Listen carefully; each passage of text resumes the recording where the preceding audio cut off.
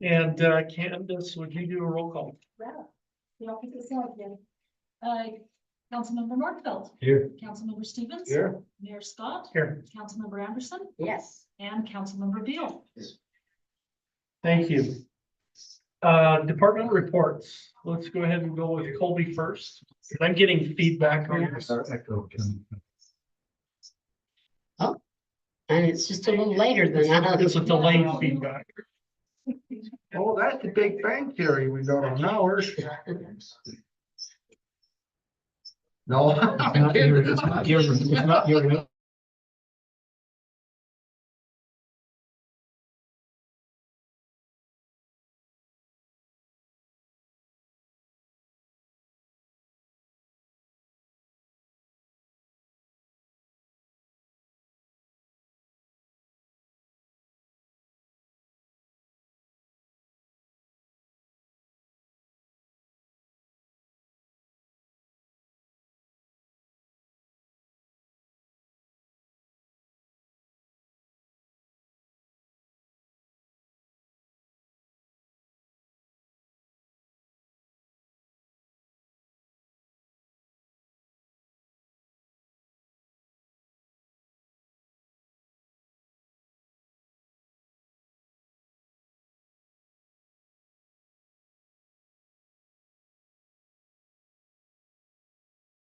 Along with that, Several ones. would be costs. So Yeah. what that entails from the state is that we can live trap cats, feral cats, as long as they're not collared, microchipped.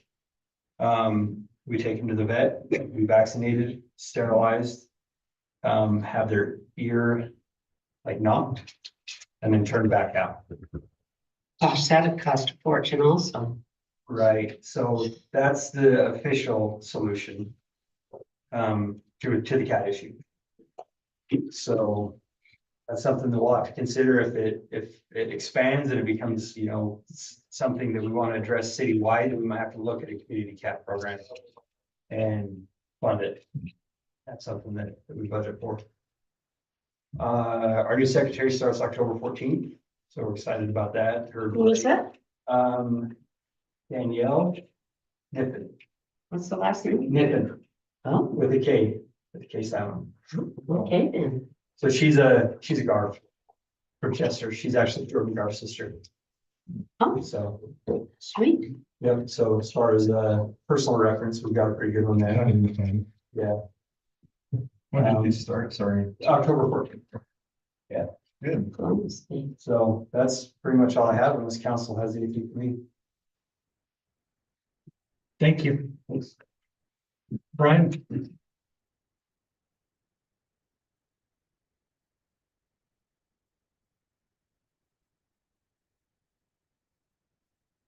As far as new development, it's been a little bit slow. We're trying to get existing stuff finished and wrapped up. There's been some activity down there on Union Crossing, trying to get some of that stuff, some of the road infrastructure done.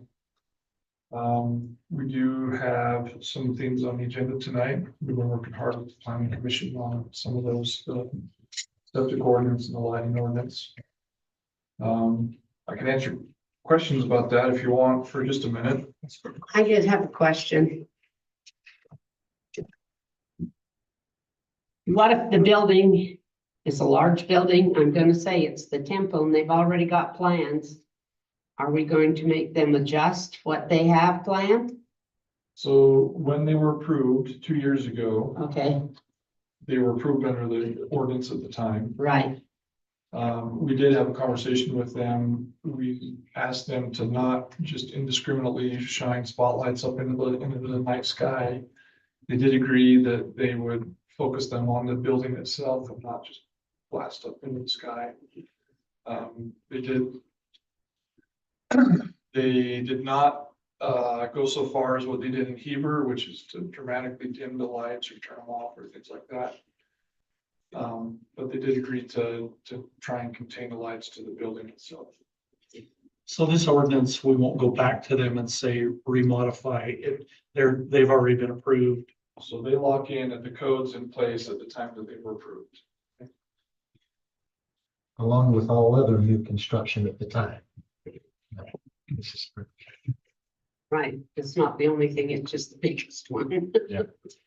So a hospital, they would be under, they would sort of, but I'll bet you that they already are that way, that their lighting is turned down and they're not, They're typically not Projecting. as obvious as other buildings.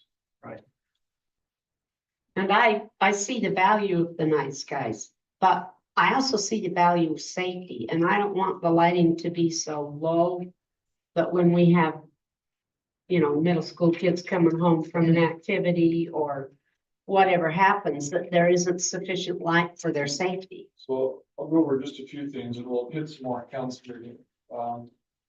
As a city, we've started to do this, what's basically here in code. We've started to do this for a long time. All of our new city streetlights are night sky friendly. They all cast down, none of them cast up. They're all at a certain Kelvin. You know, the hooded lights, things like that. We've been asking businesses for a long time to not cast into the nighttime sky. This makes it a little bit more clear that new construction is required to do that, to not cast into the nighttime sky. It does not go so far as to achieve full dark sky city compliance. But it is a pretty good step in that direction. One example that I like to throw out, the lights here on Main Street compared to, for example, the lights in Gunnison Centerville. We'll put our lights in at similar times. We have pretty bright Main Street, I would say, but you can't see them from Manti. You can see the other lights in Gunnison, Salina, right? You can see them from Well, Chrissy lights up night. right, and just even the street lights on Main Street, right? So it's possible to have well lit areas, but it's not. It actually makes it, I think, safer. You can see more without the glare. That's true. And, there's some video that we saw that Yeah, I even, was gonna point that out. even They did a showed, presentation showing that you can actually see more. kind of a, That makes me feel better yeah, because somebody in the dark I am being hidden sensitive by to the the glare. safety issue. Yeah. I've seen too much of it at college and other places, you know. that- So this code as written, it would not require, you know, existing homes, existing buildings to go tear out all the lights, to put your lights in. It's only new construction going forward. So we're just trying to protect our night sky as long as we can, but not be so extreme about it that we're having to play enforcement for everybody existing, things like that. So. And then the septic tank is just trying to make our land use code match the ordinance utility code. We previously changed the code for the utility chapter. This is a chapter in the land use code that tries to match that. So. We do have lots of projects going on. I'll say this. The 750 South Interchange project, some of you have heard this already. We're gonna end up combining phase 2 with phase 1 so that we can make phase 1 go forward. We have significant budget shortfalls due to inflation. We've cut the project in half and cut it in half again. We're still north of $1 million over budget. So we're gonna take the money that had already been awarded for the next phase, the east side of the intersection. We're gonna combine it with phase 1 in order to make this project go forward. So we've got the initial nod from Federal Highway, from Congressman Burgess Owens and his staff, from UDOT, and we just need to put the final details together, put the paperwork together and make that happen. So we're working through those details. Any other questions? Always a lot going on. There's a lot going on. Always. Thank you. John?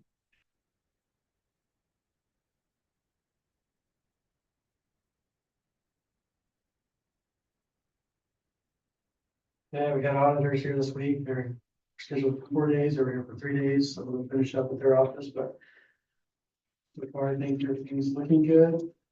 Expressed any concerns about anything or any potential findings, so we'll see what that ends up being when it's all said and done, but working with the heat from irrigation company, load the water, trying to do some of that stuff squared away. Or is their bond payments and payments to us, so we'll see what we can get in the next couple months. And then just any questions on warrant register? Any questions, council members on the warrant register? Seemed like a shorter warrant register than usual. Yeah, shorter is good. Short is good, yeah. And I don't think they have any. And the other things. Things. That power purchase is the one that takes your breath away, but Yeah, it's about where it was last year. Yeah. So not, yeah, super low, but not. Going down.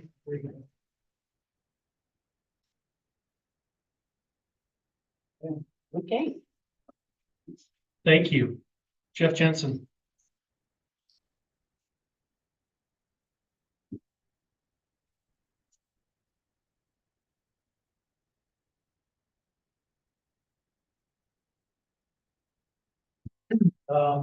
My crews just finished pouring, new waterway, 600 east and 30 north, in Dalton subdivision.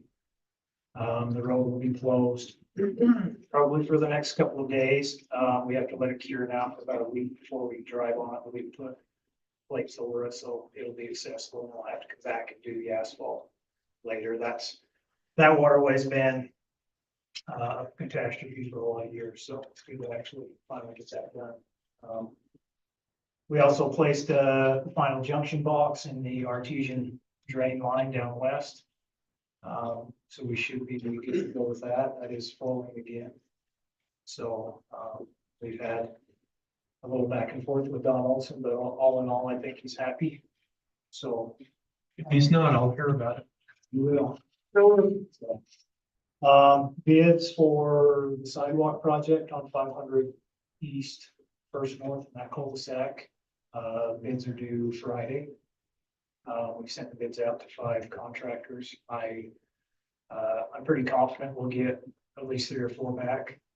We'll go forward with that. Hopefully budget comes in to where we can get it all replaced this year. So we'll just see where the numbers come in and go from there.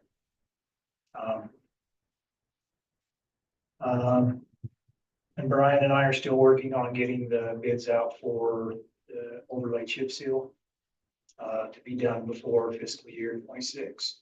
So they can come, they can bid on them now. We get them out now. They can come in and do them in the springtime.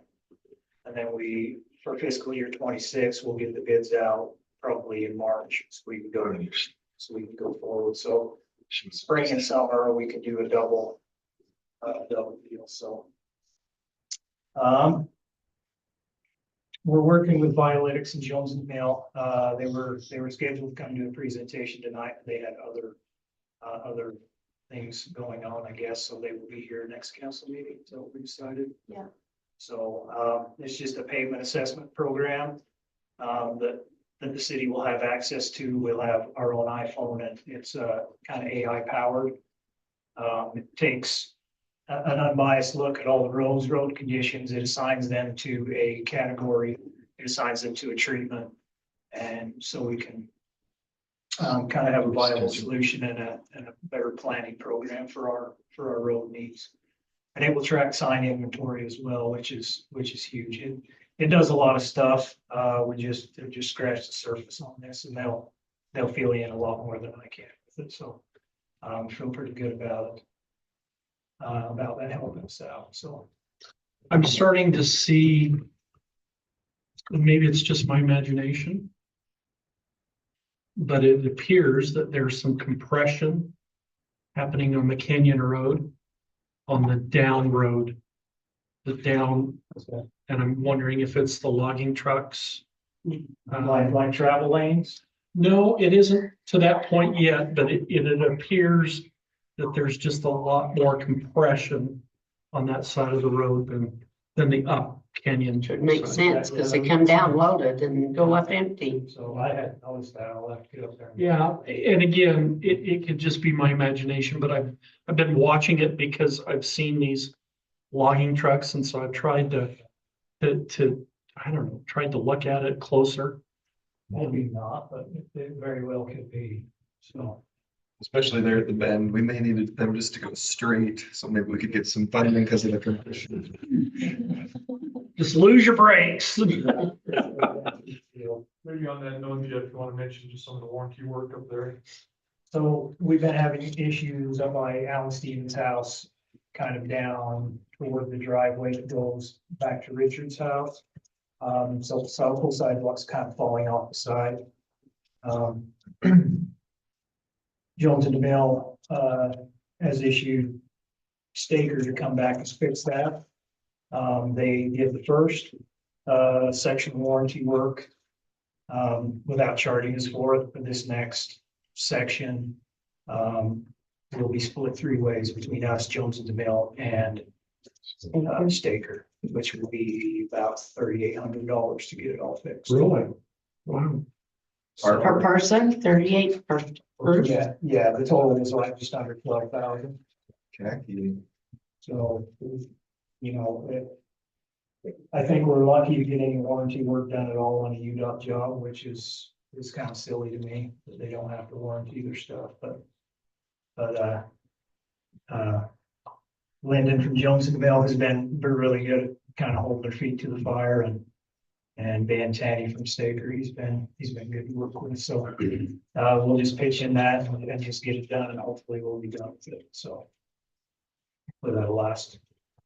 So, It's seed there, it's gonna be a problem for years. yeah, It just is. it is, and you know, the long-term fix, if it happens again, unfortunately, I think is probably gonna be some sort of cement retaining wall. Because there's just no more room to slope that. For more gradual. slope. It's just what it is. It's just what it is, so. But we'll deal with it, hopefully this fixes lasts a little longer than a year, so. Those Lego blocks won't work for that. Now, they're actually tipping, which is kind of worrying me too, so. That's weird. Yeah.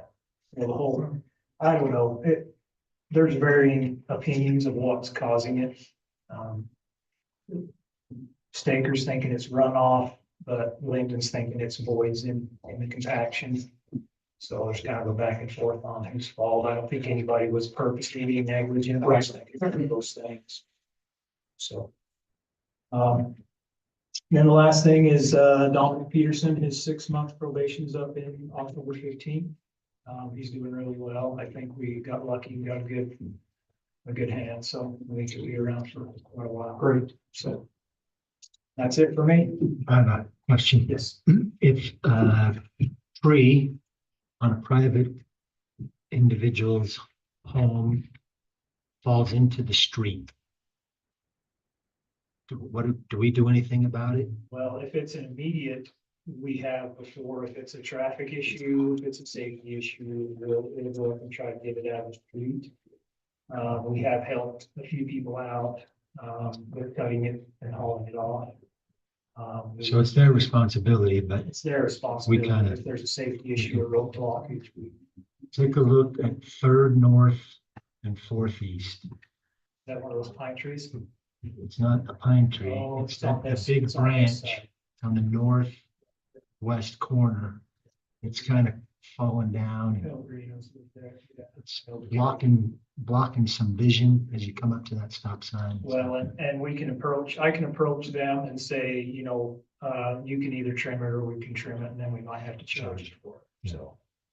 Did you guys take care of the one just by Lawrence Tech House of Glass the last couple days?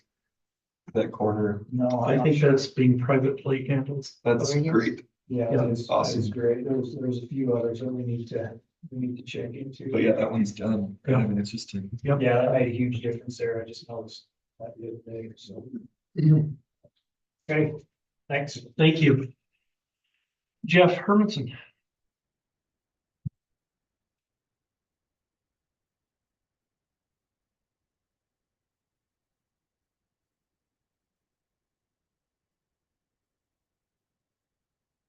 They heard through the grapevine last night that we had 2 businesses in town that have had fires. And due to them having inspections and properly operating fire extinguishers, they were able to put the fires out on their own without calling the fire department. Oh, for when? One was at the bowling alley the other morning and the other one was at the popcorn factory. Oh, So I went and talked to both places today to find out what happened and how things went. And they were all appreciative that we're doing the fire inspection and they have properly operating equipment, so. As of today, we've done 178 fire inspections in the city. I've got 3 scheduled for tomorrow. One of them being the donut shop. Ooh, that's So, good. I was What's just the asking size? about that. That's right. I was just asking if that thing was open yet, but, not. Got a sign, That's kind of. good for coffee too. The police department will be going with you. First dozen's on. For the police department. Yeah, 2 dozen. Then we've been out doing some hydrant testing. We found some hydrants that weren't working in town. Public Works got that fixed, with the exception of the one we found last night, so. Thank you for doing that. Other than that, everything's going fine, so. Thank you. Jordan?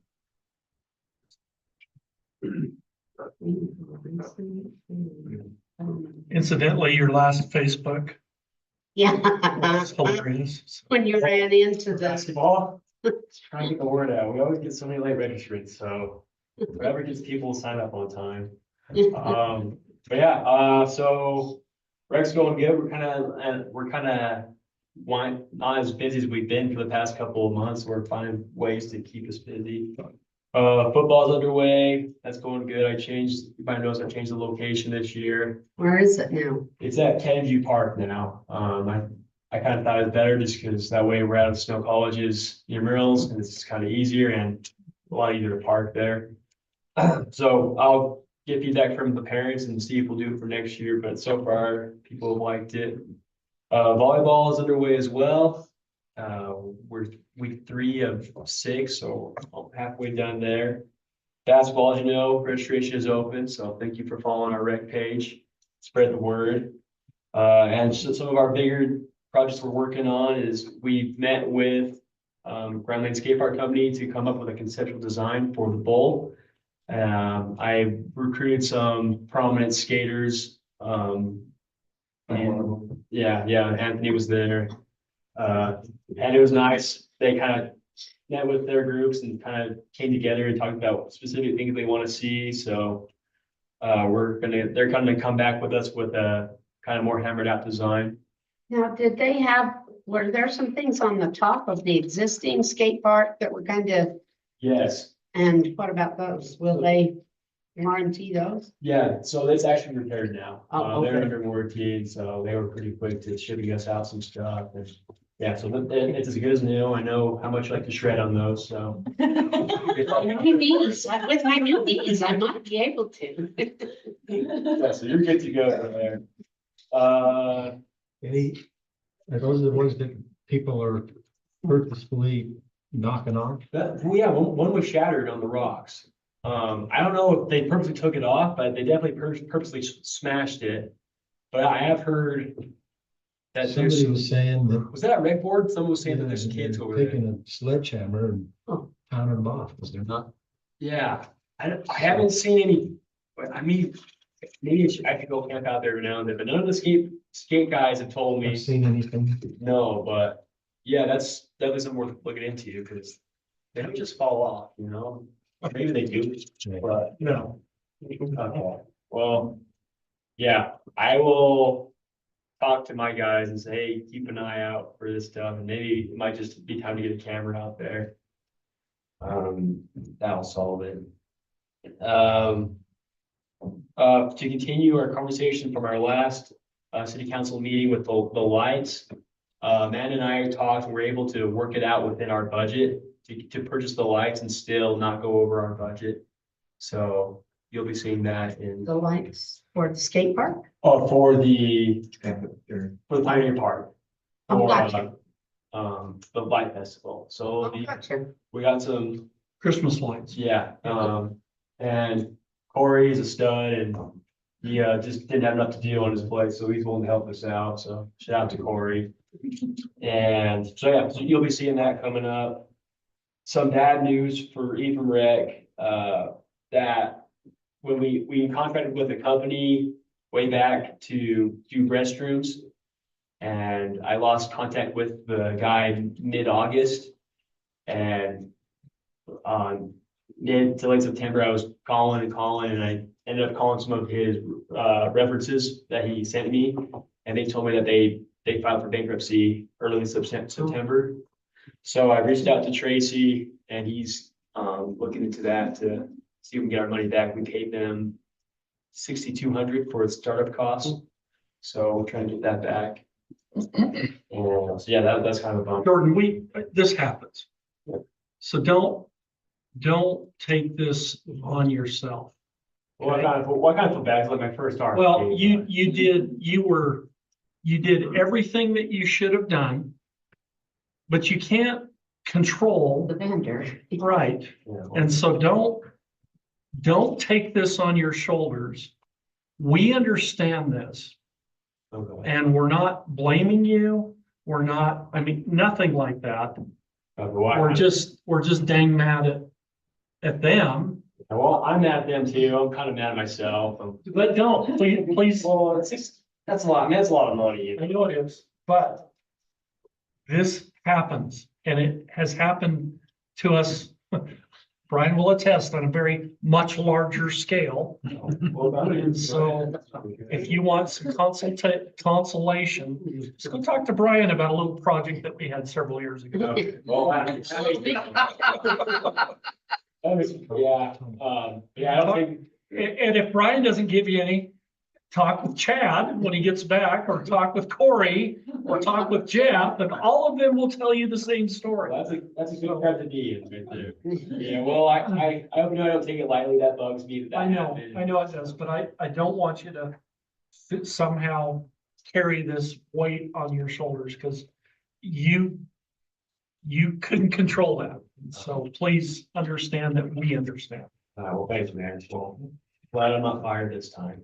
But yeah, that bugs me. But yeah, so that's going on. And let me see, that is basically everything with my report. Any questions or suggestions for me? I just have one thing, it's more of a wrap, like an expanded conversation, wrap text, but just when you mentioned the Canyon View Park, twice now I've come by where there's a pickup game of soccer, like with our Latino culture. Our group there, I mean, 60 cars. Yeah, And it's a fun. big deal. It's Sunday afternoon, it's awesome.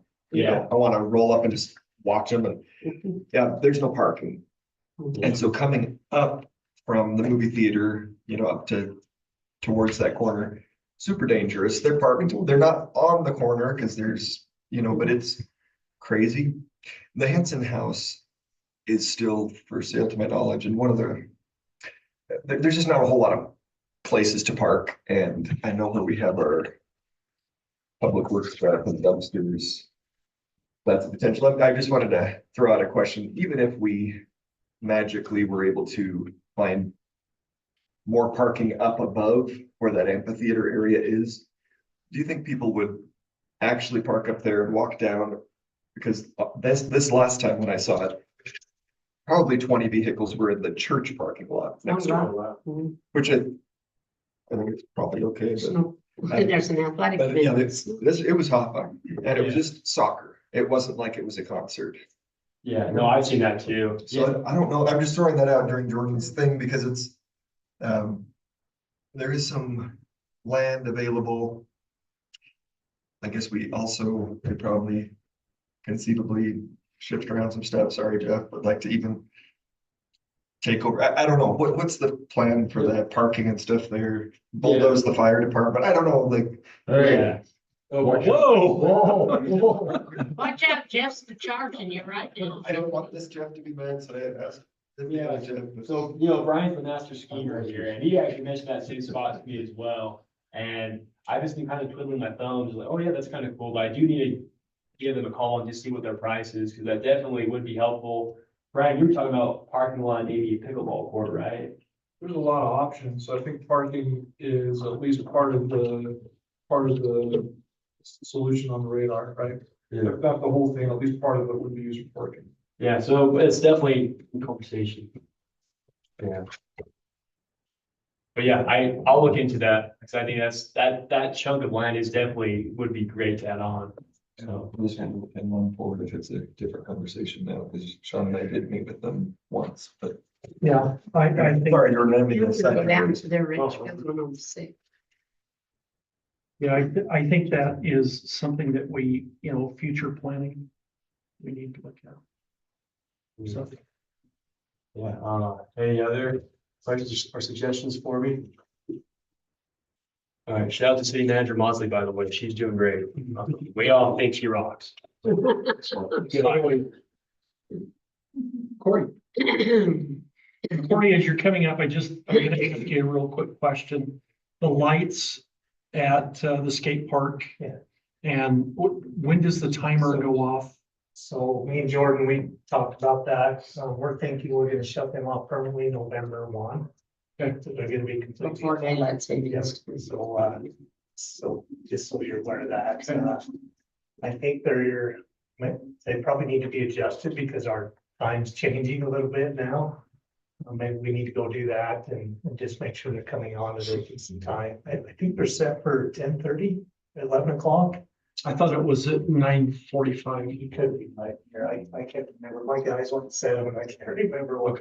But I think it is pretty early, but. Going on. Yeah, so, but November 1, me and Jordan talked about that. We'll just completely turn the timer off and Okay. they'll be off all winter long, just. And we have sufficient security for that, but nobody's gonna get in there and. Well, it's, yeah. 'Cause we've had a problem with- With our stuff we do now. Yeah, with all the new stuff that we did with the skate park, the timer's all locked up. Nobody can have access to that.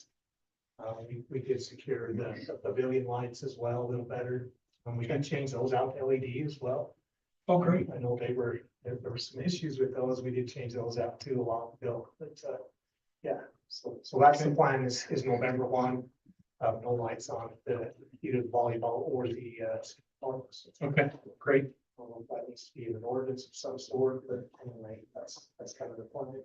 But, I'll just brief you on a couple of things that's highlighted. We're working on our mapping because still, as you're aware, we have 9 circuits in Ephraim. And we have 3 substations that we have those 9 circuits coming out of. We're getting all the mapping updated. Our map has never been updated. It's kind of been hodgepodge together, I guess, in a way. But we're getting that completed so that we can have all of our circuits highlighted. We know where every transformer is. We know what KVA each transformer is. If it's overloaded, it's underutilized. It's going to benefit a lot with this Empower software that we purchased a few years ago. It's just taking a little time and getting it done. We're about 70% done with it. And also my guys have been going out and phasing each circuit A, B, and C, because on electrical system, you have A, B, and C phases. So they've been going out and tagging every underground that's coming into a transformer, a sectionalizer. So if we have an outage at one time, we can go and open that and say, okay, that underground's going to this transformer. Just more efficient, and so we do have an outage. How we can utilize that a little quicker and see where the problem is. So that's been, they've been working really hard. They've kind of owned it. They wanted to get that done. And they're pretty excited about it. And I think they're really close to having all that done. And so that's been a really good benefit for us to have that. What else? They keep going good. It's been a pretty quiet September, really. I think as far as power outages go, we haven't had very many. I think we had maybe one point earlier in September, and that was about it. We haven't had hardly any call outs. Or knock on wood, because you never know. I say that we used to do. We have a Dorico coming Yeah, through. exactly. Yeah. But things are looking good. Just a couple things that are coming down in the next few months. There'll be a power sales contract we'll need to review with this natural gas project that UAMPS is wanting us well, we're wanting to be involved in with you. We'll go over that in the next, probably the next 2 to 3 weeks possibly. We'll look at that pretty closely. We had a meeting with Tracy Cowdell yesterday on it. He kept texting me. Yeah. Oh, this is great, Freedom. This is incredible. I can't believe you guys are doing this. Yeah, so, you know, it's just gonna benefit our energy use in the future, you know, obviously it's 2029, 2030 timeframe. But like I said, we need that energy now, but hopefully this gas facility that we want to do on our own will benefit us with. So you don't think that'll come online until 2029? Yes, that's good. Really, that far into the future? I was hoping it would be like 2025. Yeah, the peaking plan is 2029, the base load plan is 2031. It's kind of, and then the reason being is, we have to go through a transmission service request through. Okay. That takes up to 1.5 years to get that in to see if we have the capacity on the transmission side. So that's a huge thing for us. And that's why they want to get this power sales contract in place sooner than later to try to get that in the queue with Rocky Mountain Power. So it's a big deal. What else was I going to say? One more thing that's probably we're going to have to review is our rate study that we had UFS do. I know we talked about January timeframe of doing that rate adjustment. So we have looked at this new plant that we want to build. We added that into that rate. So that's something we probably want to review probably before January and look at that a little closer. I talked to Chris Lund and he's talking maybe a 1% increase if we want to bond sooner for this natural gas plant for us. But that's just something we'll need to review probably in the near future, probably the next month or two. So you're aware that's coming up. Okay. That's what I got. Okay, Thank you. Before I have Michael come up, Jeff, I just need to ask a question that I forgot to ask you when you were up here. Jeff Jensen. The gravel on the Dog Pound Road, have we done that yet, or is it coming, or? Oh, so it'll be buttered up when they're done with the project. They're just probably hoping to do that tie-in on Third North and Okay. Northwest. This coming week or next week, and then they'll probably work on the road. So as soon as they get that energized, they've still got an open hole down by the Dog Pound. And so, yeah, it'll be a little while. Has Travis done anything about a building out there? Or? Told me the building was ready to ship from CO and. Okay. All right. Thank you, Michael.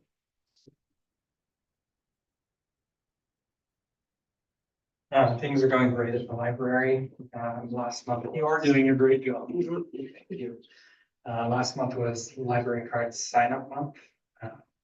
We had the most new library cards accounts created that we've had all year long. And actually looking over the past 5 years, it's the best September we've had for that. So we're getting more and more patrons coming in, and our staff is doing great at helping gain some or create some momentum and excitement about the library. Our display for this last month also had a lot of circulation with and that, so our programming is grabbing people's attention and again getting more people in. And then I had a meeting with the state library last Monday. They're looking at how to provide library services to the north end of the county. And so they were just trying to get feedback from the communities up north, and then they invited Mount Pleasant, myself and Manti directors to be there just to hear what things are going. Proposal they have is just to add those communities, Fairview, Fountain Green, and Wales, to our consortium, which would expand our collection size. It doesn't affect us monetarily at all because patrons from those communities are already using our library. It would just mean we'd have more locations that we have to do boat transfers with, but the state is hoping that they can help create some sort of shuttle. They are trying to figure out how to better serve the rural parts of the state as bookmobiles start to be shut down. Are they being shut down across the state, basically? We're the first I know of that it's been shut down, but it is having the biggest effect. Yeah. So because all the library, most of the library services are towards the south end of this county, so. They're getting something put together. They're gonna go to the legislature and hopefully get some money from them to help develop program, but as of right now, they're not asking anything from the three libraries. The three of us libraries that are in the consortium. It's just so we could be there to let them know how the consortium works and the benefits of being in a consortium, so. Any questions? I think that's all I have, so. Okay, thank you. Thanks. All right, I'd like to end our work meeting and begin our business meeting. I'd like to call that to order, and we would like to begin with a flag ceremony by Corey Daniels, and then an opening prayer by John Knudsen. Please rise. I pledge allegiance to the flag of the United States of America and to the republic for which it stands, one nation, under God, indivisible, with liberty and justice for all.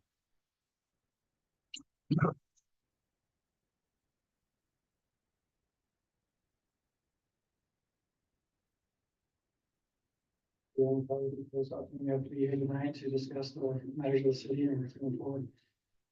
You know, to live in this wonderful valley and with the wonderful residents that we have in this area, and so we can do what's best for the city and for the long-term growth of the city, and we're grateful for each other and for all those who help make this area such a great place. And we see these things in the name of Son Jesus Christ, amen. Amen. Thank you. Candace, do you have any? I'm looking at Megan, I'm going, Candace, let's give it to them. do you have any public comment? I have not received. Thank you. We'd like to move to now item 1 on our agenda, possible action items. 1, presentation request for MOU for city business or the city building for the Bishop Storehouse.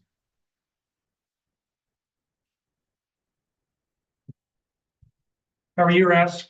Good, thank you. Good. Want to just recognize the efforts of Jordan. He was one of our youth city council members when Beverly and I were the sponsoring couple for that. It pays off sometimes, huh? Indeed it does. I'm the president currently of Lions Club. I think this is the 4th time, but I've been here a long time too. That's only every 7 years. We have, we associate with we sponsored the scout troop here in this. It actually takes in a large part of the county. And they, together with the Lions Club and possibly some association with the Youth City Council, want to make a presentation, and Beverly has done a great deal of research on that, and I'll turn the time over to her for that presentation. Thank you. Hi, Beverly. Hi, thank you. So the Lions Club is a service organization that's throughout the world. We're in more countries than the UN, so, and we have millions of members, and we have actively been serving Ephraim Lions Club, Ephraim City, and this is the original charter with the signatures, and back then you listed what business you were in, and this was signed on September 22nd, 1924. Wow. So you've seen their sign out on the 100 years. 100 years. We made it. That was our goal, 100 years. So we put a sign out, 100 years of serving our community. So I just wanted to recognize that it was preserved. that it's still there, and that's the original charter. It was over in the library where we found it, wasn't it? In the Granary Arts, they were going to preserve it. Somebody found it, recognized what it was and saved it until, because we really didn't have a place to put things, as you know how it goes. So we've always had a verbal agreement with Ephraim City on the use of different buildings. Right now, we are in the north bay of the old fire station. And we also have some use in the Bishop Storehouse.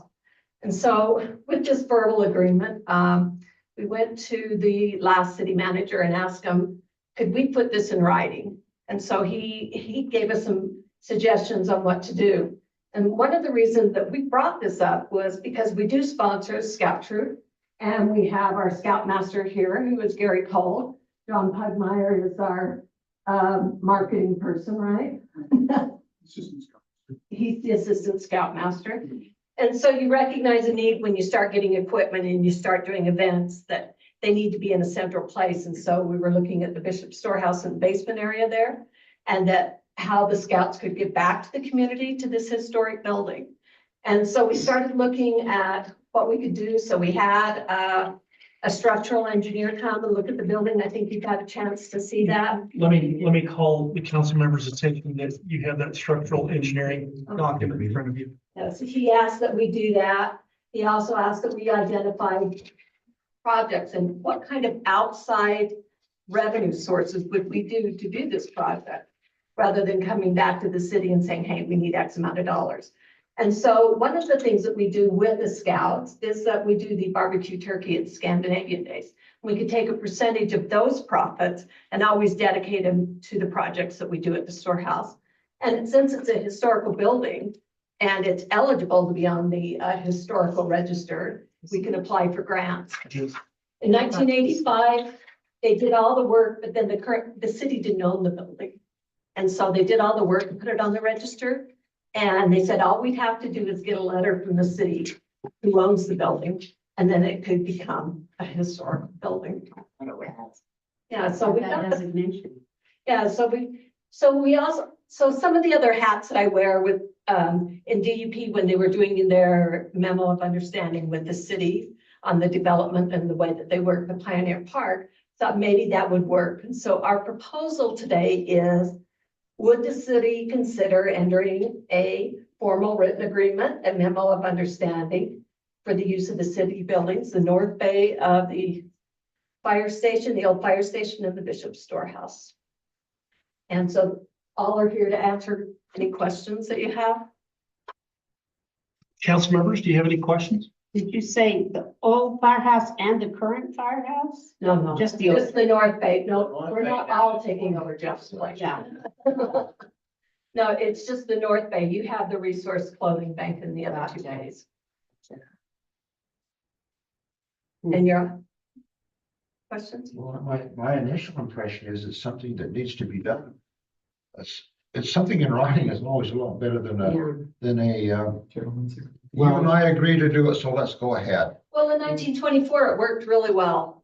You know, in fact, the mayor was on, his signature is on the charter. Who was the mayor? Was Raz on that committee? Well, actually, we say Bart Nelson. My dad was always part of the But Lions. one of the things on the agenda that night was a discussion of the Gooseberry Narrows project. No. And it's been discussed every year since. So, Jacob Thompson was listed as the mayor. We have the surgeon, the barber, the banker, the dentist, Snow College. Who signed it for Snow?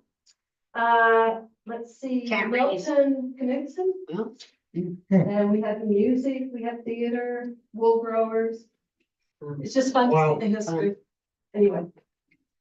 No other questions? It seems like there's two things we're talking about. One is the written thing, but also the effort to preserve the building.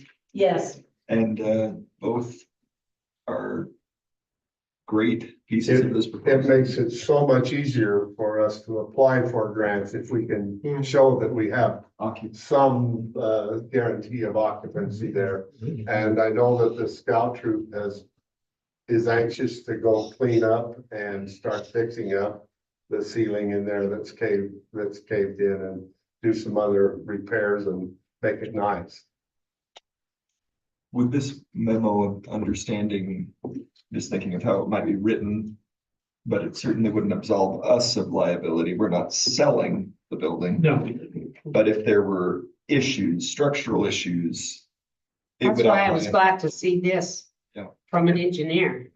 That's my heart.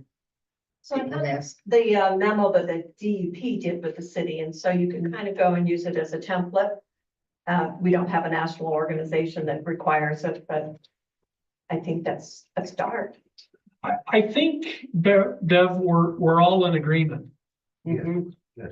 Let's draw up an MOU and then look at the language of the MOU, and that's where. Let's start forward. So there are recommendations on the MOU, and so with the city manager, should I work with Candace? Should I work with this? Work with Candace. Okay. And I know that anything these two attack will be done right. Well, and I think it worked on a few also the projects. scouts, you know, Yeah. they. Absolutely, yeah. Gary, did you have? I was gonna say that you mentioned two things, but the third thing is actually occupancy and use. Oh.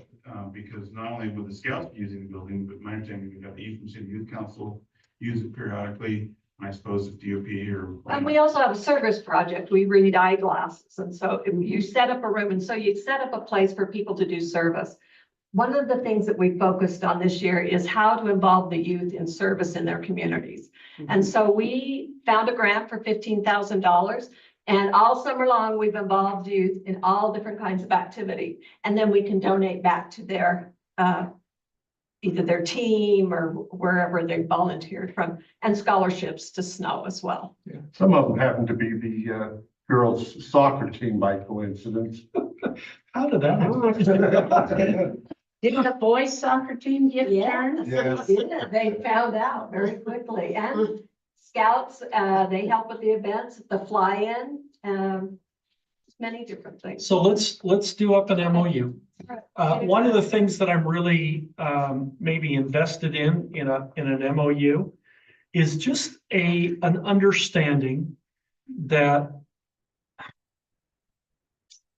the building is owned by Ephraim City.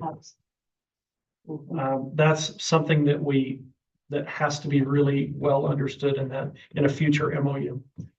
Is it important to the city that we show a dollar amount on a lease? So if we said X amount of dollar. That's up to Say you. that right? That's up to you. Okay. And then we'll also talk about repairs and the use of the building. Yeah. Okay. Yep. I think sorry, that's, Mayor, I might say, not only, yes, this is the right direction to go, but thank you. Not just, yes, please move forward, but thank you for. We'd love to see that building used, Yes. and it will be a good thing. Okay, thank you. Thank you. Thank you. Our item number 2 under presentations has been rescheduled, so we'll go to the next, which is the consent items. Number 1, the Wheeler Power System 3D laser scan discussion, and Corey was going to lead that discussion. All right, as you're all aware, we are looking into possibly utilizing our old powerhouse to be a natural gas facility. Wheeler has come back to us and wanting us to possibly look at a 3D laser scan of that building. I believe it's in your packet, but it's this page right here. It kind of shows what would be scanned with that. If you can look at that, it would include the building that would be the generator that would be housed in. The substation just to the south of that would be scanned, including the building that was the old existing public works building would be scanned as well. And it would include that whole yard area and then up the road and kind of the more or less the parking lot frontage of the existing powerhouse there. The reason for this is more or less to get a better idea of how that unit would fit in, if it would fit in our building and what we could utilize that building for. and possibly utilize those other buildings on the south side of that. Possibly, you know, maybe even utilizing that for our future, power shelf possibly. But it's just something that we need to look at. I guess the reason why I'm bringing this forward, because it's a lot of money. It's $15,000. I just wanted to get you guys good graces on that. And I know we haven't budgeted for this, and I know me and John have talked about that. There could possibly be an amendment to the budget in January, but I just wanted to bring this forward to the council to make sure. Corin, what will this show? Will it show, tell us a little bit about what it will show. So I don't know a lot about it, just reading a few of these things. It'll actually take a drone and fly over the whole unit. It'll do a 3D scan of that. And as far as the technology goes, I'm not real sure on what that provides, but you know, with the way the technology is nowadays, I think it'll do that. It'll scan, log to survey control to improve quality. So that'll be your dimensions. It'll do it in color. Roof scan by drone unless visible from ground, but obviously they'll probably have to do that with the drone. It will include exterior and exterior walls, windows, doors, stairs, railings, exposed structure, roof and rooftop equipment. So it'll scan all of that and give dimensions for all that. Now, once that's all done, they will actually do a virtual tour of that building, almost like completed, with the generator inside it. And we can be able to see what that actually looks like when it's, you know, if it was all said and done. And I believe that's the main focus of doing this, is to see if maybe that second generator might fit in there, or just the one, or vice versa. So, Corey, can we find out all of these, answer to all of those questions without the scan? I don't think so. I think is what this will provide is a lot of the detail on the outside as far as that, where the cooling portion needs to be. And I think it'll also show how high those, the exhaust needs to be as well. And I think that might be a concern, you know, where it's at, is how high that exhaust needs to be to get it up and out. And I think that will show us a lot there without, you know. So up and out according to Yeah. EPA regulations? Yes, correct, with our division of air quality and whatnot, that might show us where that would be more of a benefit. You know, where it's close into town and see what that looks like. You know, as Shane mentioned, obviously we have to work on that division of air quality permit as well, but I think this will show us where that, excuse me, that exhaust would need to, what it would look like really in a way. So, Was this kind of an afterthought? I was really impressed with Shane's presentation. I thought he did well and Yeah. it seemed very reasonable and looking at the other municipalities and what they've done. Yeah. I guess I didn't see this aspect of it coming. Was this just kind of a, So, yeah, so they mentioned this to me prior to when we actually did, they said, you really ought to do a laser scan of the building. And I know he probably should have mentioned it to us, you know. he then. probably did, I just don't remember. Yeah, no, he did not that night, and it's probably something that we probably should have mentioned just to, and I guess they do with a lot of, where it's a existing building. I think that's why they really would like for us to do the 3D scan compared to a new building that you know exactly what your dimensions are and you know that things are gonna fit and whatnot. So that's more of a, you know, the reasoning I think for this is because it's an existing area, existing building, whatnot. But it might tell us quite a bit on as far as, you know, how much room we really need and whatnot. So, Brian had something to share. Just a comment about the laser scan. You know, in the scale of the whole project, this is not very much money compared to the whole project. What I found typically is you tend to do a pre-construction survey. You go out, you measure points, and you identify some things. Invariably, you're always wishing you had more data as you get into the modeling and things like that. Just maybe a plug for this. a laser scan is a one-time survey. You won't be wishing you had more data. It gives you all the data in one pass. You spend more money up front, but I think you save more money on the back end as you're going through design. Just gotta figure out how to run conduits, just gotta figure out how to run smokestacks, gotta make sure all those tolerances are correct and things like that. I don't think it's money wasted, let me put it that way, for an existing building, especially as you're adding a bunch of new components and things like that. Yeah. And also, there's another bullet here that said it'll be delivered via web page, which allows clients to walk the job from their computer. I mean, that's a technology thing where you can actually look at something.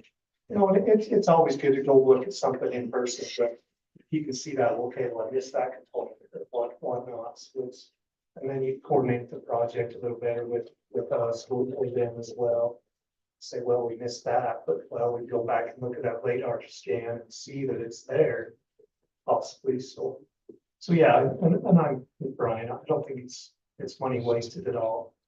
Whether it be future, you know, we'll always have this, like, we'll always have this game as well. So it's just something we did budget for, and it's not in that, but it's something I think to move this project forward, we probably should. At least my recommendation is to try and move forward with those.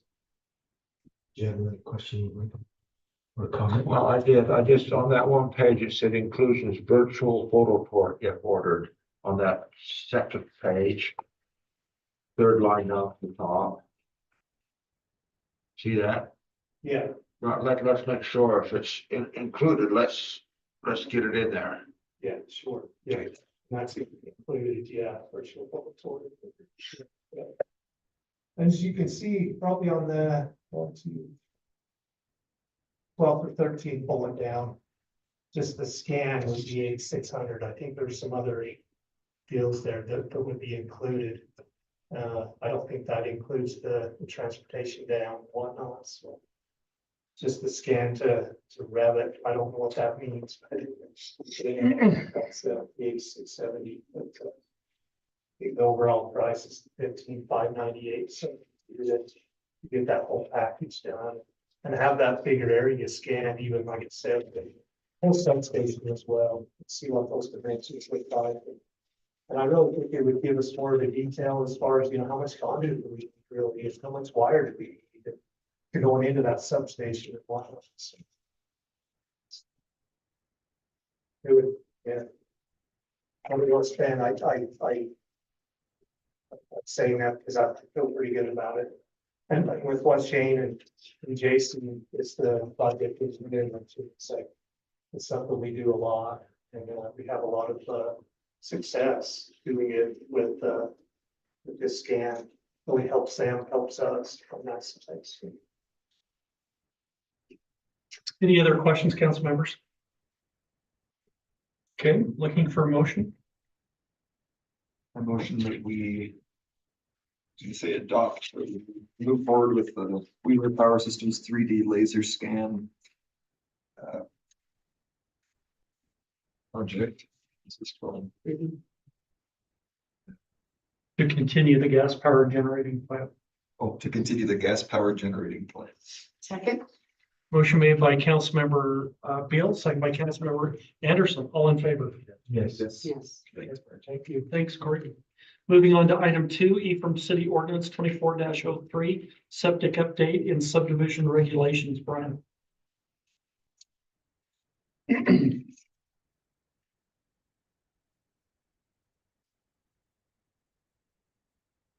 You recall that we spent quite a bit of time talking about subject conversations in previous meetings. What we've discovered as we've gone through some of our other code, we addressed and made changes in our utility ordinance, which clarified when septic tanks can and cannot be used. What this does is it takes our land use code and makes it equivalent to the utility code so that there's no discrepancies in that. Basically what it says, previously there was a provision where septic tanks are not allowed except by decision by the planning commission, city council, no more density 1 per 5 acres, things like that. You can see the red striked out language there on page 2 in your packet. New language is in green, that specifies and clarifies exactly the same as what the utility ordinance says. If you are within 300 feet of the sewer, you're required to hook up to the sewer. There is a provision, that they can request a septic in case of undue hardship to be granted by the city council. So there is a provision where we can't think of every single possible case. We can look at those on a case by case basis and make a decision on that. Any questions on that? If I didn't make it clear, this makes it harder to do septic tanks, right? So we've already done that in the utility ordinance. We're just making this match it. So we really want people to hook up to the sewer. We spent millions of dollars on the sewer. We want people to use it.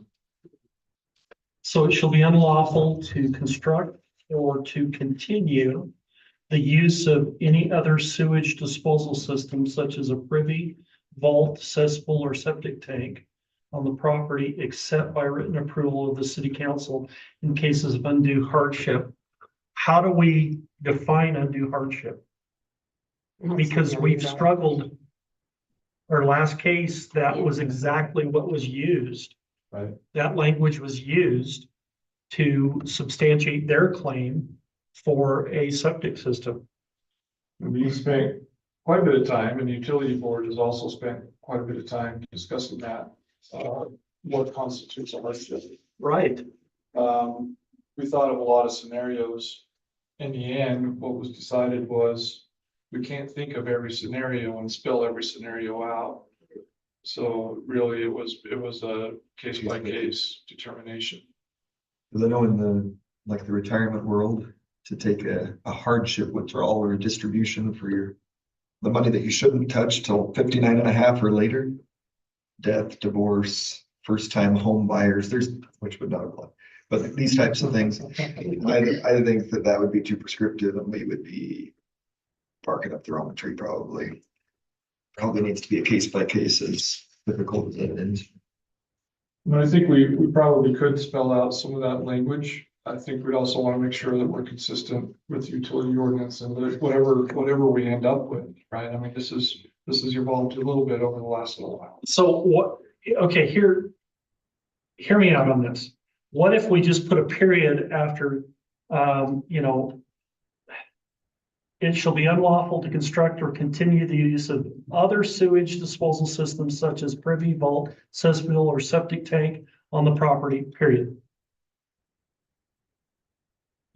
And that we don't have this coming to the city council. So then there's absolutely no exception. Right. Within the city limits.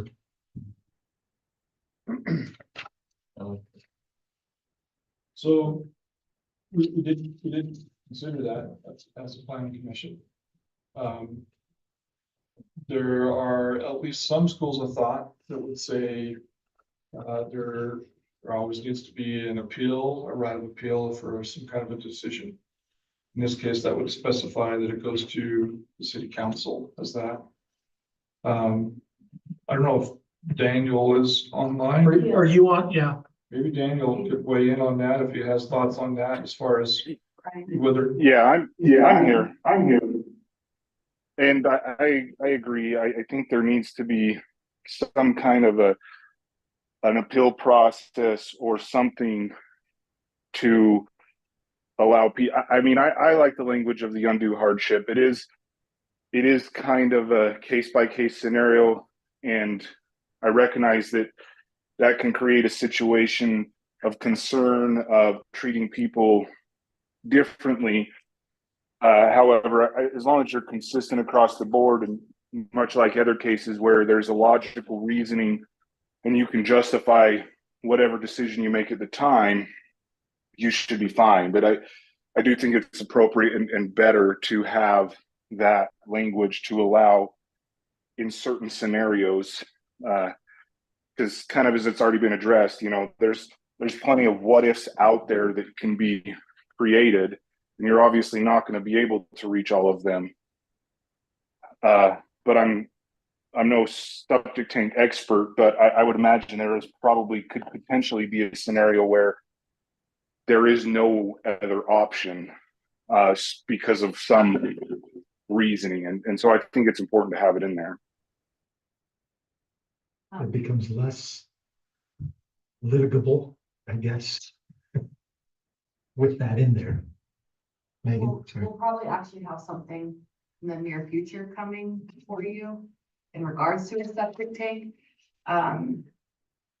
Over Leland Thompson, and who was the other gentleman that came in? Mark Wild. Yes,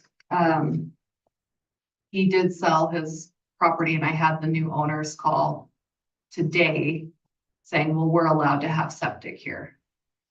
And I was like, well, that's not entirely the case. This is, you know, how our ordinance reads, so you would have to come to city council, but I believe the sewer is a significant, It's 600 feet away yeah.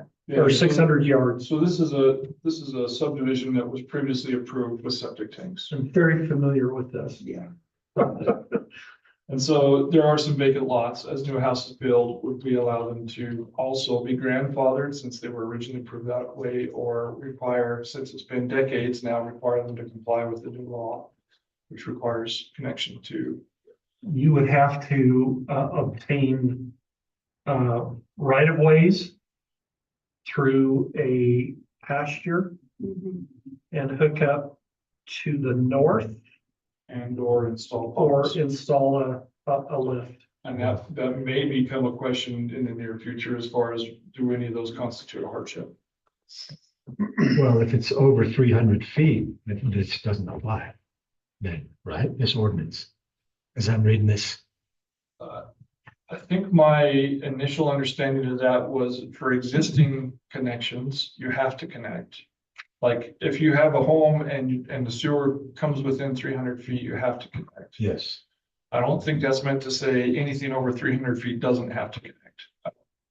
At least that's the way I read that. Duly extended mains require properties with a building used. Okay, so if they're within the 300, they're required. If they're over 300, this doesn't allow them not to, it doesn't say they're not required. Is that what you're saying? So I think the intent, and if we need to fix the language, my intent in reading would be septic is not allowed except in special consideration. That consideration does not necessarily equate to 300 feet. See, the four homes that are at the bottom of that cul-de-sac all have septic. This would be the fifth home. However, they were allowed to have septic 35 years ago. The homes were built, the homes were built 35 years ago. There is now a sewer line at the top of the cul-de-sac that wasn't there originally. And that's only 100 yards? Feet, maybe? 100 yards. 100 yards, that's really not that So the whole small. cul-de-sac is roughly 600 feet, so anything closer to that would be less than 600 feet. So the question would be, would we have to, would we mandate a lift station there, which is That is the question. very expensive, but do we go the septic system way or the lift system way? Do we say, hey, you're within, you know, the amount of footage that you would have to put in? Should there be some language in here about a lift station? That's another thing we talked about, right? The hotel is using a lift station. Yeah. If that proves to be a viable, like several years of performance and it ends up being a good thing, that was kind of a trial version for us with the hotel. This will open up all kinds of areas in town, right? That previously were not available due to elevation and things like that. That would include that subdivision. You could run a little line and everybody could tie into it and hook up that whole subdivision to sewer. So that is, you know, that's the next thing coming down the road and. Well, my question is, do we want to do this and tighten it up now? And take each cases that comes before us and have to make those hard decisions? Well, either way, we're gonna have to do that. Yeah. Even if the language remains the same as it was before, we'd still have to do it. What do other cities do that are like us? I mean, it seems like we're reinventing the wheel just a tiny bit. I don't mean disrespect, but have other cities, Well, we dealt with, were you on the council? No, you weren't. We dealt with this issue in a major way and it created a lot of thoughts and a lot of conundrum about, do we do this or not? The thing with a septic system is we want to protect our groundwater. And if you get too many septic systems in a specific, in a tightened area, it begins to filter down into our groundwater, and that's when your nitrate levels go up. We've had problems with well number 1 with nitrate levels. There's no, is that true? Arsenic. Okay, so I've got the wrong, but anyway. Bad thing. because our family was on a septic, just where we bought our home in Parowan. We Yeah. were kind of out off of Yep. the old Peregrine Highway, so we were kind of out a ways. And it was a pain. We didn't want to be on it. We would love to have tapped into so I know it's a complicated thing, but it just feels like. How long does Nephi do, or what is, I don't know I who's would ahead of us. suggest that most rural communities start on a septic. And as they get bigger, they convert to sewer. Ephraim City has tried to convert to sewer a number of years ago, decades ago. We put it in our sewer system. We've tried to encourage and require people to connect. New construction is required to connect. Has been. Has this subdivision always been part of the city, or was it annexed? When it was created and approved, I believe it was part of the city. It was. Okay. And how long has this been on the utility policies? About a year ago. And we've had one appeal since then? We took a stand 5 years ago to really frown No at septics? septics. And then this issue came up about 18, maybe almost 2 years ago. And like I said, it created a real conundrum. How many have come in before this council since that? Has it been Since more- that, Has it been more than one? no, Yeah, it's just the one. yeah, it was one. Sorry, I didn't mean to derail us. It just. And that was, and you guys made a hard decision. But I think it sent a message as well, right? If there's only been. There's been one, it was denied. It wasn't tonight. It was permitted. That was Not permitted? initially, and on appeal, it was approved. Okay, I didn't hear the It appeal. was denied by utility board. And then it was approved after, like I said, a lot of discussion, a lot of conundrum about it. I mean, the applicant tried to say it was it was an unusual circumstance. It was a hardship. Undue hardship. And it was really, that could be, Well, it's subjective. it definitely was not a financial hardship. But it may have been just a logistical hookup to the existing system hardship. Would have gone through quite a few yards. Yeah. I In terms of- There was one more that I Serious think I think of the Dennis. So we do have a definition of hardship in land use, and that's typically tied to a variance request. You have to meet 5 conditions in order to be approved for a variance. You have to have a hardship that's tied to the property, that's not self-created, that denies you the right that all of your neighbors enjoy.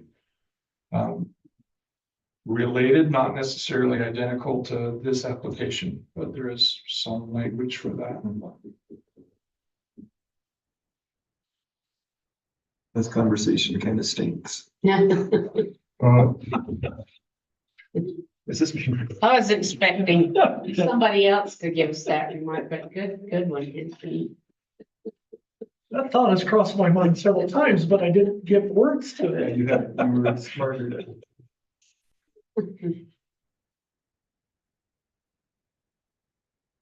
Well, probably if this is what utility board is recommending to us, then probably it's the right thing to do. That's my feeling. And this situation that may or may not arise, probably will arise, later on, we'll just have to deal with it on a case-by-case basis. And it'll go through utility board and they'll give a recommendation and then we'll, as a council, will wrestle with it. So I agree. I will make a motion and that's. We have to wait for John to say looking for a motion. No, we don't. No, we don't. No, You have other stuff. It's when nothing is said and then I'm looking. I move that we approve the Ephraim City Ordinance 2403 septic update in subdivision regulations. Second. Motion made by Councilmember Nordfeld, second by Councilmember Stevens, all in favor. yes. Yes. Okay, it passes. Thank you, Brian. Moving on to item 3 from City Ordinance 24-04 lighting. I wanted to read it lightning. Lightning, we're gonna have a lightning ordinance, lighting ordinance. And Megan, you're presenting. I'm actually gonna present, so I can continue to take minutes. Okay, sorry, No, you're good. just Switch following it. the outline. Okay, so this is another thing we've been working on with the planning commission. There was some requests to consider making our existing lighting ordinance a little bit stronger to encourage the preservation of night skies, so you can see the stars.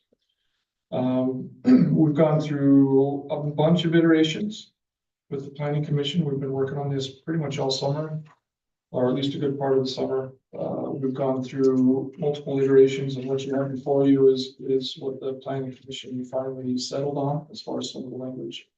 We got some model ordinances from other cities who had the night sky designation, and they felt like some of those provisions from other cities were pretty strict. We didn't want to be quite that strict as far as taking out existing lighting and making people switch their lighting that's existing, but we do want to encourage new growth to help us preserve our night sky. So was there, sorry to interrupt, was there also some input? I know we were invited to go over to Snow College. I wasn't able to make it, but Snow College happens to be here tonight. I see John's here. But I just mean, was that part of this conversation too? Larry left. He came and presented He left to the early. planning commission. Okay. Yeah, He's on the planning commission. He presented the planning commission. John Plugmeyer, who was also a partner of Larry, came and presented to the planning commission. And I just mean, we were invited to go over to the planetarium.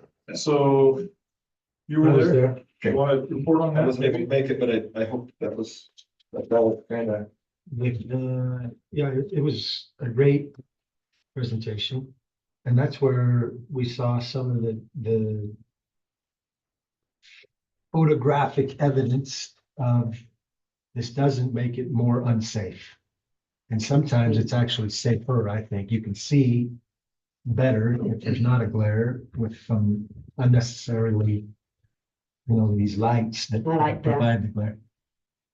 My question is this enough that it could lead to us becoming a dark sky, receiving that city designation? So maybe John can help us out with that. It would. This is not full dark sky. Previous, So the we'd have to change. the dark sky You might have to stay. policy is that the city-owned lights have to work on being compliant, but it doesn't. Doesn't require every house. retrofitting. It just requires new Yeah. So construction. Helper's version of it, their city's even brighter than our city because they have a train hub right through their town, right? So the city-owned stuff has to retrofit, but then your ordinance would be for new construction.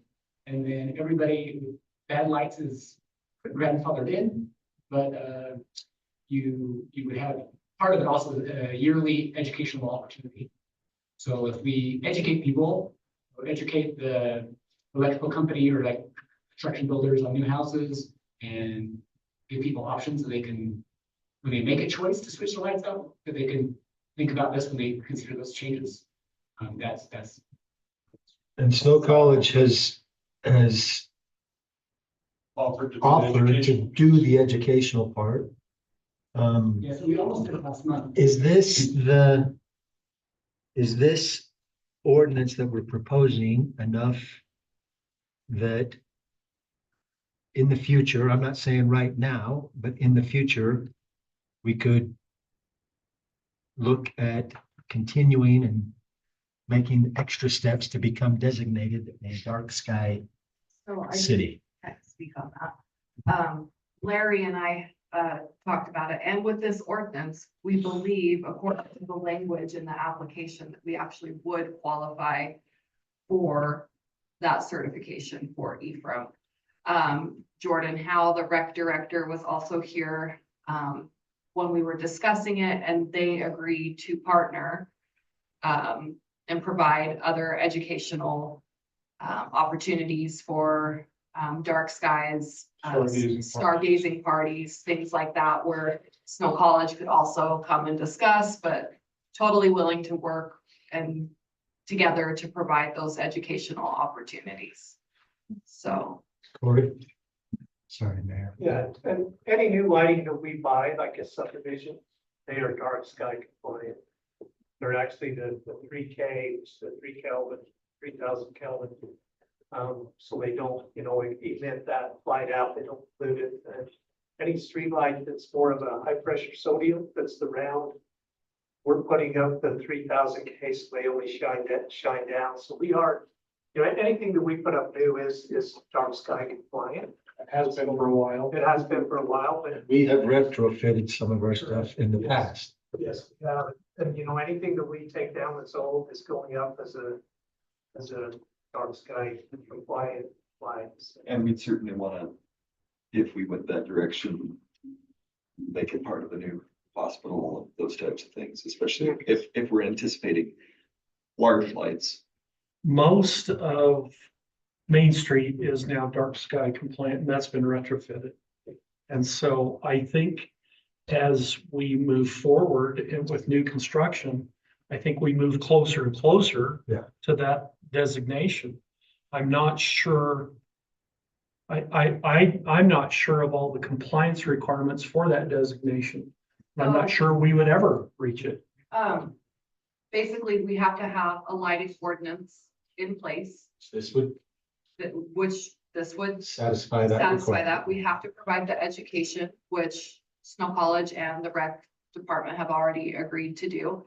And also they talk about possibly involving the library, holding events there as well.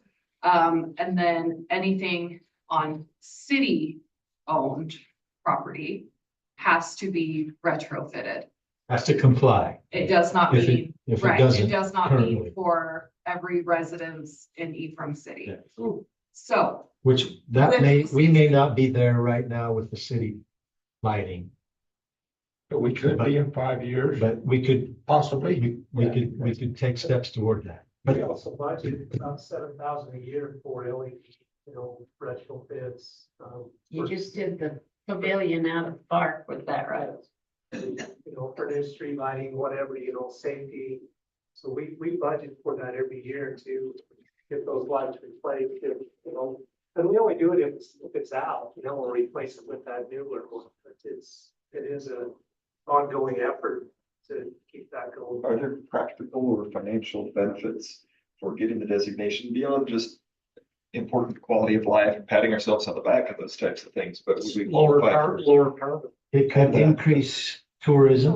or People will grants come like the here, ones- people will come here to look at the sky. Do you know where the designated dark sky location is in Ephraim? On top of the mountain. I said in Ephraim. Oh. The shooting range. Oh, yeah. Shooting range. Richard Nielsen's shooting range? No, Oh, our shooting range. oh, really? So I was driving through Sun Valley, Haley, one of those little towns in Idaho. And it had the 65 mph, just normal state sign, speed limit 65, a white sign, just like what you would expect. And then 55 night, and it's like a black and white sign under, you've seen those. Does that have anything to do with dark sky stuff, like no using high beams or the road is not very well lit, so Just you, daytime, nighttime, doesn't make a distinction. because they're so fancy up there, I thought with these dark sky. Has nothing to do with dark sky, it's just daytime, nighttime. Do we want to see it? Okay. So a couple of things to point to your attention, purpose and intent, first line, in the green there, under the letter A1, the purpose of this ordinance is to regulate outdoor lighting. Minimize light pollution, reduce glare, prevent light trespass. This ordinance aims to promote safety, provide dark sky education. We added that in there to try and help us with that dark sky application. Conserve energy, protect the night sky for the enjoyment of health of residents and wildlife.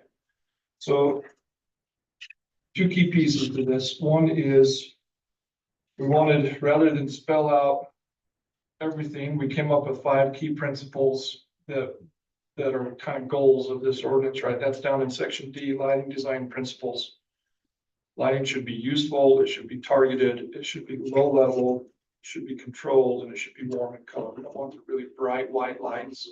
That's where the 3000 Kelvin designation comes in. So rather than spell out every single little tiny detail, we left it to kind of some other principles that dramatically shorten the length of the ordinance. The other part of that is residential's is highly encouraged, but commercial is required to comply with dark sky provisions. So new lights should be downward cast. They can have lights, but they got to be downward cast. They can't be up into the nighttime sky. Okay, under general requirements 1 and 2, I have a neighbor that is right now violating B in both sections. So here's the scenario. And their lights are on 24/7 and they're shining not just on their own property, but other adjoining properties. It's trespassing on the Not my property, but my neighbor's. I don't have a problem with it because it's several away from it, but my neighbors have a problem with it. So somebody calls the city.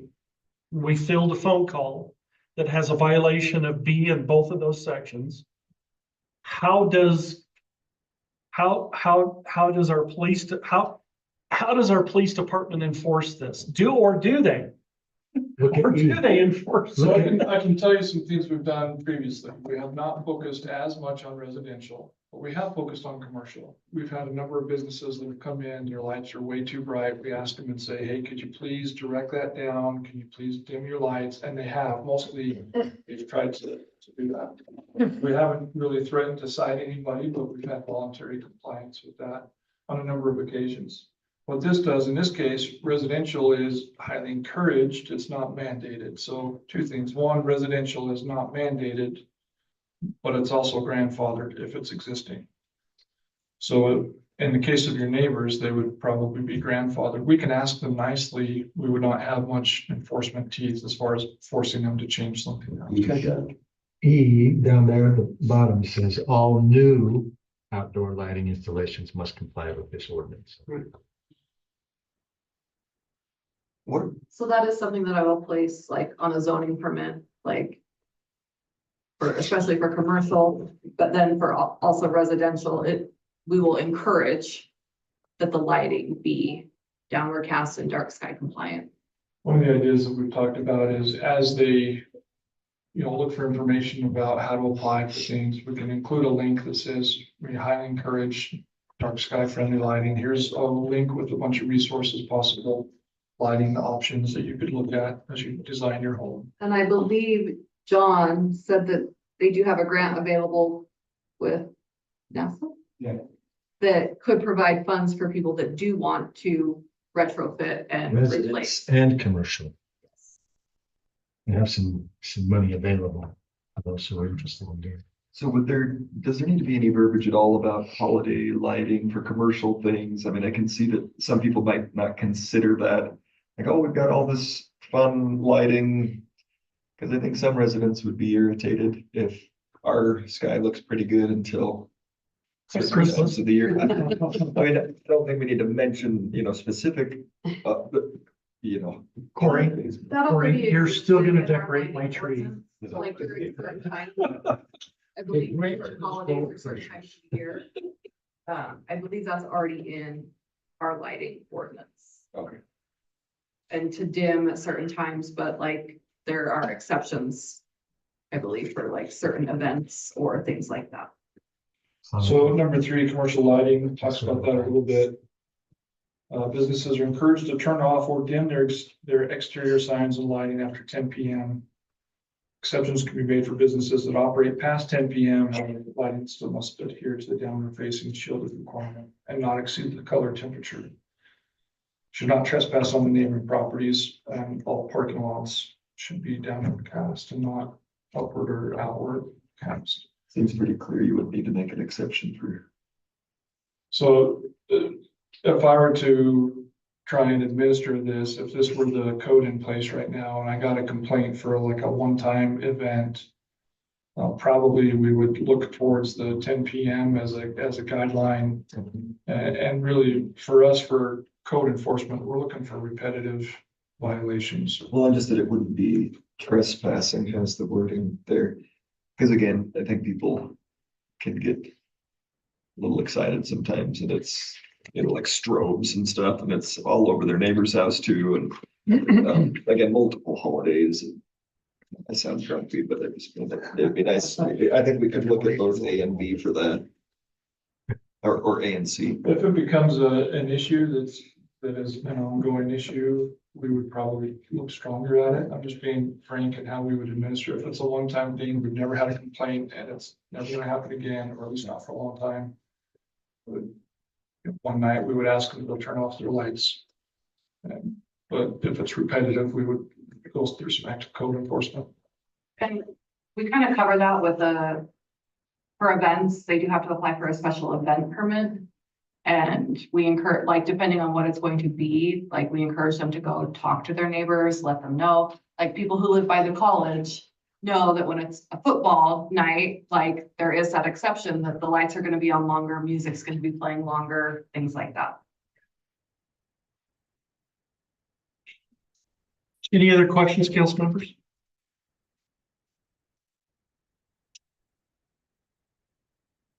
I would like to move that I was we just, uh, Dennis beat me to it. approve, I wanted to do this one, I should have. Okay, you go. That we approve the Ephraim City Ordinance 2404 lighting ordinance.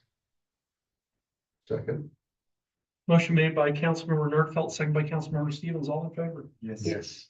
It's unanimous. Moving on to item 4, approval of the September 30th, 2024 warrant register. This has been a review of this has taken place in our work meeting. Any other questions, council members, about the warrant register? I make a motion that we approve the September 30, 2024 warrant register. Second. Motion made by Councilmember Stevens, second by Councilmember Beal, all in favor? Yes. Thank you. Yeah. It is approved unanimously. Item 5, approval of the September 18th, 2024 city council meeting minutes. I'll Any make a questions motion. regarding those minutes? I'll make a motion that we approve the minutes from September 18, 2024. Motion made by Councilmember Anderson, second by Councilmember Beal, all in favor? Yes. Thank you. Council reports. Let's start with Councilmember Beal. Okay, I'll keep it brief on those ones. Things are going well and kind of status quo. I do have just one thing that's it has to do with the historic board and historic stuff. that I just We mentioned. haven't done much. Oh, and I've been trying. Yeah, it's not a criticism. So no, I love this. I was, so maybe I'll Right. pass it off to Marty, Okay. but I was contacted by Sarah Thomas and one of their volunteers who has been helping with the technology task this last week. And they have several historical documents from, did she say Jenny Lund or somebody like that, from the church archives in Salt Lake, a lot of information about past residents of Ephraim. And I was looking through some of this. I mean, it's hundreds and hundreds of pages of photographs and of records and of the things that you might see on like a family search tab, but this would be something that residents would have access to. Right now, it's on a Google Drive email, and Sarah is just needing some help to hook that to the ephraimheritage.com website, which could also be brought into our city website. The question is, she's reached a point where she needs some technical help and is wondering,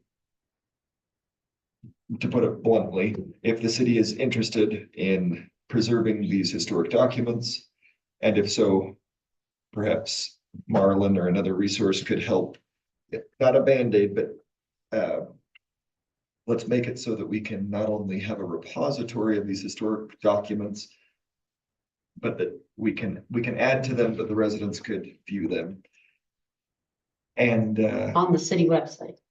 yeah, I mean, the city website that would link to Ephraim Heritage, it did make me think, you know, if I pulled up City of Pleasant Grove or something, would I find a historic board and this repository of information? Is this what we're all about, or are we putting those resources towards the arts or towards parks or? I haven't 'cause you just- found a lot. Springville has a lot to Yeah. say about historic board. Is obviously a huge resource, like $75,000 for a full-time historian ongoing. That's one extreme, and the other extreme is leaving these records In limbo. inaccessible.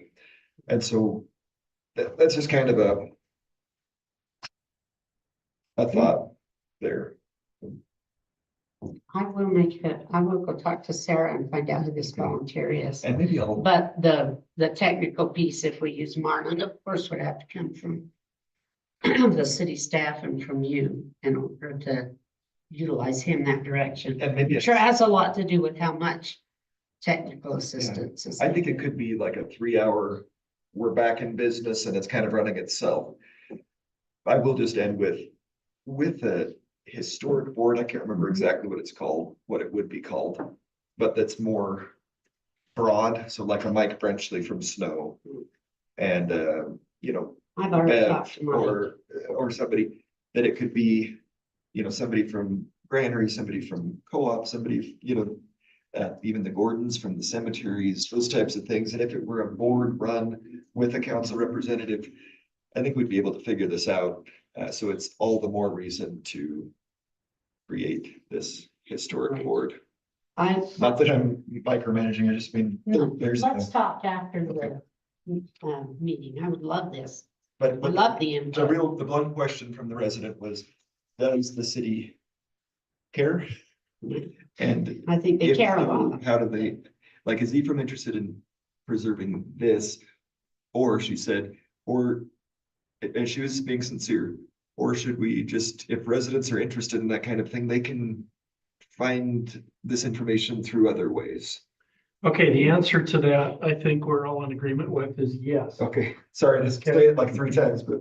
And depending on how much time Marlon's gonna have to spend with this, you know, I think we should look into it.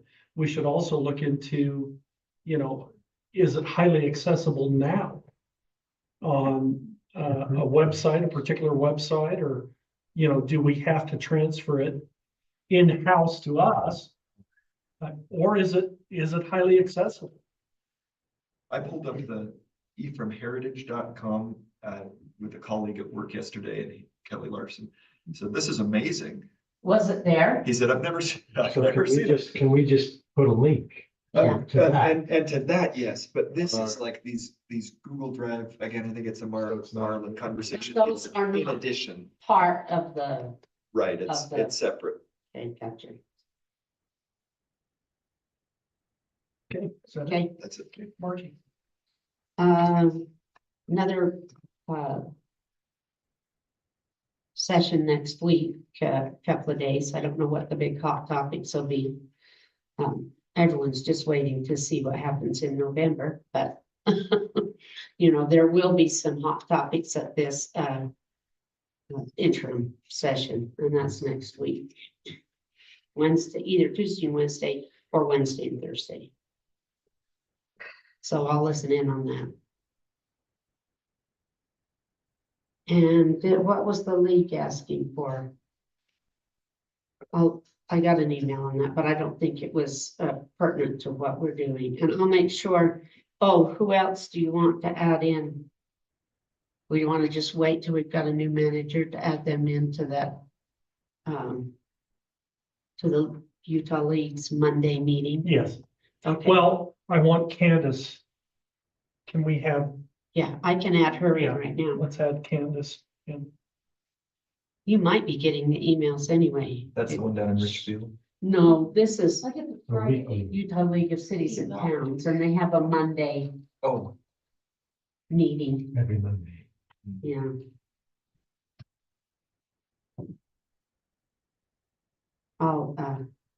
I'll talk to him about adding Candace. Okay, is that it? That's it. Okay, thank you. Nothing new. Okay, thank you. I don't have anything new since our last meeting. We haven't had airport board or, I reported on the fly-in last time, right? Yeah, There is some things happening at the airport. We've got somebody that wants to do an article. America's best run small airports, small and medium airports, the Utah edition. And Ephraim has been chosen, Ephraim has been chosen to possibly be one of those, so. I think Tom is looking at that.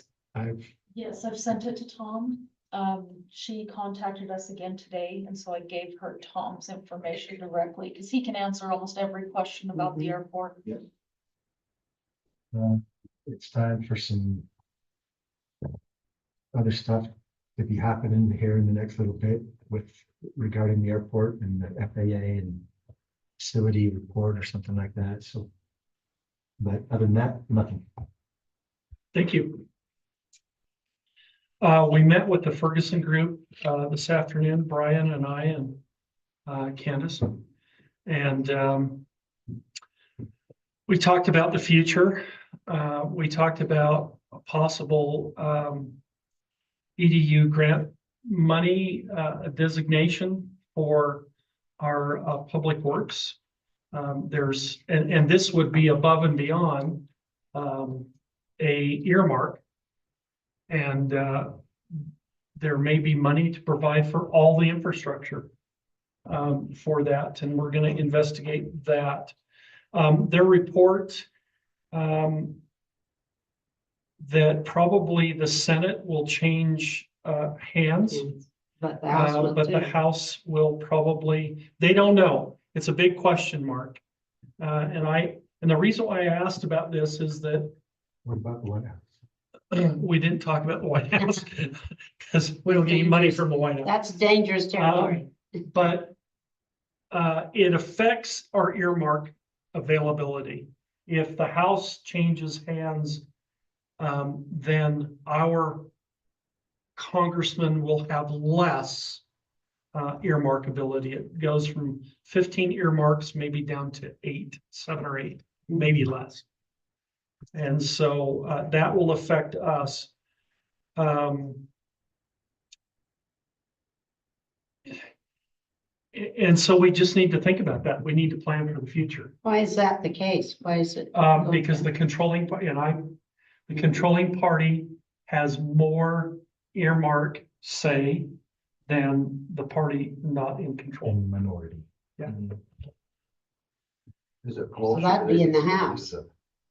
I asked that question and Two dozen seats that they're looking at. they said that if you would have asked me on the morning of 1994, what would be happening in the House, we could never have predicted on the morning of 1994, the morning or the afternoon of 1994, election day of 94, that the House would flip.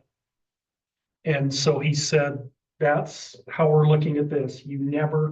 We don't know. We just don't know what's going to happen. Our mayor and commissioner meeting is tomorrow night. Also, Candace and I are working on an application. We have just received a $30,000 grant approval from the county, which is very nice, on to qualify to do this viewpoint presentation with Ephraim City and Snow College. And so we just worked on part of the application today. That will be filmed in Ephraim probably next May 1st around. That's what we're hoping for. We're hoping for a pretty view of Ephraim City and Snow College. President McKiff has been in those meetings with us, and the price tag, $30,000, was hard. And then Abby said, I've got money and I don't know where to spend it, and this would be perfect. And so that was approved by the county commissioners yesterday. And so we're moving forward with that. That will reach approximately, potentially 60 million homes. And so they will see Snow College, they will see Ephraim City, they will see the surrounding, they will see kind of the mechanics of what makes the relationship between Snow College and Ephraim dynamic. And they will see our industry here. We've come at this at a lot of different angles. They are mainly an educational presentation. It's done by Dennis Quaid, and it's very highly respectable. It's usually run by PBS on PBS stations. They also will provide a 30-second video clip and a 90-second. I think it's a 30, 90, and it might even be a 60-second video clip that we can use. We talked to President McKiff about this, and she said to produce a 30-second, 90-second video clip for Snow College, it was $15,000 alone. And so this will be something that we can use as a city, and it will be something that Snow College could use as recruitment and an introduction to Snow College. So we're excited about the project. Exposure is a good thing. Exposure to the world is a good thing. So, and our target interest is industry, businesses, students, legislators.